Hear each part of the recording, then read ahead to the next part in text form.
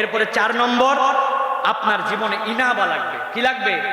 সকল নবী রাসূলের সাথে ইনাবা ছিল। ইনাবা মানে কি?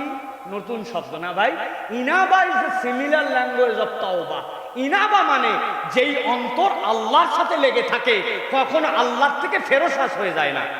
আল্লাহর সাথে আপনার অন্তর হাজার গুনাহ করছে, তারপরেও বলতেছে যে আল্লাহর কাছেই তো আমাকে ফেরত যেতে হবে, কিন্তু কখনো বলে না আরে রাখ তো ইসলাম আছে না ভাই?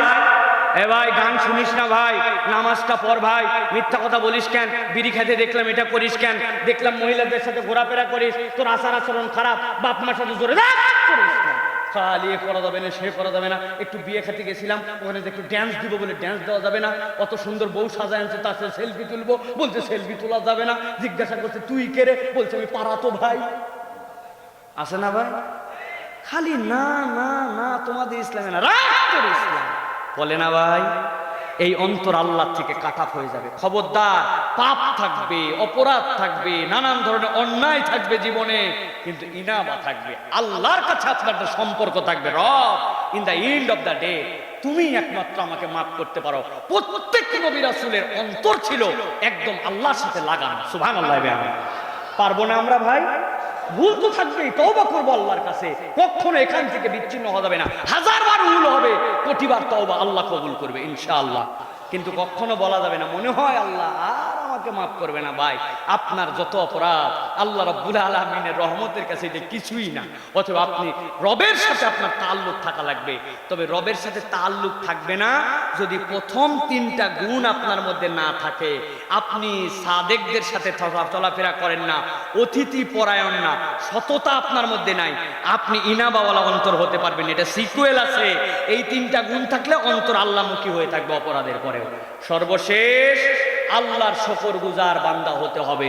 প্রত্যেক নবী রাসূল আল্লাহর শাকের বান্দা ছিলেন। আল্লাহ কোরআনে বলছেন ফাজকুরুনি আযকুরুকুম ওয়াশকুরু লি ওয়ালা তাকফুরুন।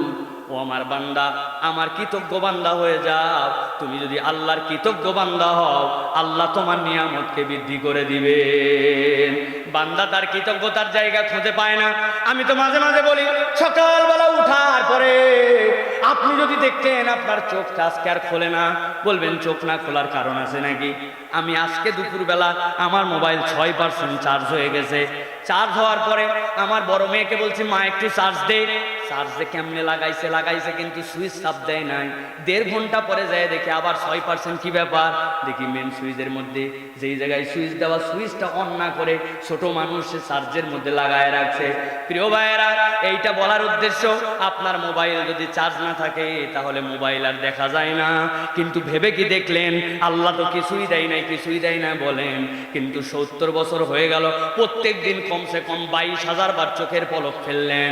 আপনার চোখটা যদি চার্জ দেওয়া লাগতো, আর চার্জ দিলে যদি চোখ খোলা লাগতো, আর আপনার গাড়িতে যেরকম ওয়াইফার থাকে ওইটার মধ্যে পানি ফুরাই গেলে আবার পানি ভরা লাগে, কিন্তু 22,000 বার চোখ পলক ফেললেন, প্রত্যেকবার একটা লিকুইড আসলো আপনার চোখকে নরম করে রেখে দিল।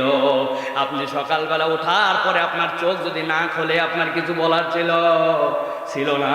ওই চোখ দিয়ে যা দেখলাম, ওই অন্তরে আল্লাহ যা চিন্তা করতে বললেন সেইটা করলাম না, ওই পা আল্লাহর দিকে চলার কথা চলে নাই। আল্লাহ যদি বলতেন আজকের থেকে তোর চোখ আর খুলবে না, বান্দা আর কিছু বলা ছিল না। অতএব বান্দা যদি আল্লাহর কৃতজ্ঞ হতে চায়, সকালবেলা চোখ খুলেই বলবে আলহামদুলিল্লাহিল্লাযী আহইয়ানা বা'দা মা আমাতানা। আমার নিশ্চিত একটা মৃত্যুর পরে যেই রব আমাকে আবার জীবন দিলেন, আমি ওই রবের প্রতি কৃতজ্ঞ। এই আলহামদুলিল্লাহ ঠোঁটের নয়, অন্তর থেকে কল্পনা করে চিন্তা করে বান্দা যদি একবার কৃতজ্ঞ হয়ে যায়, আমার আল্লাহ বলছেন আমি ওই বান্দার নিয়ামত বাড়ায় দে। আল্লাহ রাব্বুল আমিন এই জন্য বলছেন ওয়া ইয তা'যানা রাব্বুকুম লা ইন শাকারতুম লাযীদান্নাকুম ওয়া লা ইন কাফারতুম ইন্না আযাবী লাশাদীদ। আমার আল্লাহ বলছেন ও দুনিয়ার মানুষ, আমি মুসার কওমকে বলেছিলাম তোমাদেরকে 5টা বিপদ থেকে মুক্ত করেছি, দাসত্ব থেকে মুক্ত করে দিলাম, ফেরাউনের কবল থেকে মুক্ত করে দিলাম, তোমার তোমাদের পুরুষদেরকে হত্যা করে ফেলতো, এখান থেকে মুক্ত করে দিলাম। ফেরাউন তোমাদেরকে বাধ্য করতো তার উপাসনা করতে, মুক্ত করে দিলাম। এতদিন স্বাধীন দেশ ছিল না, স্বাধীন করে দিলাম। ওই নদী পার করে যখন ফেরাউনকে ডুবাই দিল, এরপরে এই পারে আল্লাহ মুসার কওমকে পার করলেন। এমন এই ইহুদির বাচ্চা ইহুদিরা, এমন মুনাফেকের মুনাফেক, এমন ধরনের তারা 2 নম্বর ছিল। কতকগুলা বলল আমরা না হয় পার হয়েছি, কিন্তু রাস্তা তো বন্ধ হতে দেখি নাই। যদি ওই রাস্তাতে ফেরাউন পার হয়ে আসে তাহলে আমরা কি করব? আল্লাহ রাব্বুল আলামিন বললেন ফেরাউনের লাশকে সংরক্ষণ করা হলো। ওই সংরক্ষণ পিরামিডেরটা নয়, ওই সংরক্ষণ যতক্ষণ পর্যন্ত তারা নিজ চোখে দেখলো যে সত্যি ফেরাউন ডুবে গেল, আল্লাহ ওই জায়গায় দাঁড় করায় মুসার কওমকে বললেন লা ইন শাকারতুম লা আযীদান্নাকুম, যদি তোমরা কৃতজ্ঞ হও আমি বহুগুণ বাড়ায় দিব, আর যদি তোমরা অকৃতজ্ঞ হও ইন্না আযাবী লাশাদীদ, জেনে রাখো অকৃতজ্ঞ বান্দার জন্য আযাবটা বড় ভয়াবহ। সবচেয়ে বড় আযাব, অকৃতজ্ঞ বান্দা অন্তরে কখনো তৃপ্তি পায় না, ঠিক কি না? 1000 কোটি টাকার মালিক, লাখ টাকা দামের খাটে শুয়া টোনার বানাইছে আরো 1000 টাকা দিয়া, রাত 3টা বাজে ঘুম আসে না, ঘুমের ওষুধ খাইতে খাইতে অবস্থা খারাপ, ডাক্তার বলছে হার্ট ফেল করবেন, আর খাবেন না।